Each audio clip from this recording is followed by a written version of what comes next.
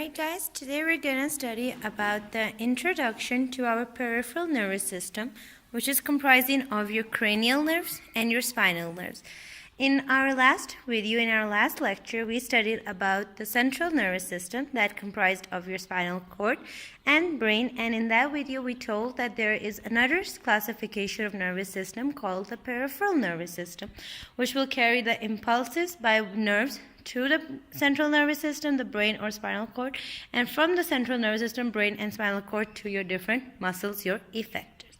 That is done by another set of nervous system known as the peripheral nervous system.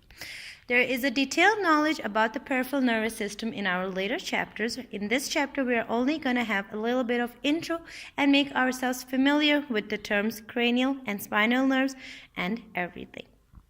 Before starting into what is cranial nerve, what is spinal nerve, everything, let us get familiar with the terms what is dorsal or posterior root, what is the ventral or anterior root, what is ganglion, and what is the commissure.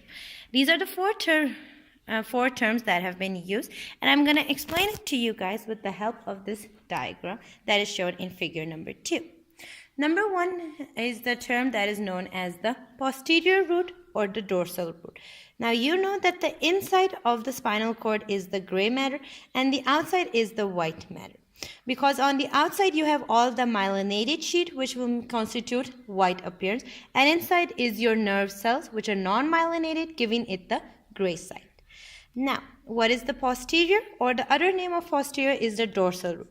The dorsal root is that root of the spinal cord which is towards the back. Like if this is the frontal side, this is the posterior back side. So that is known as the dorsal root or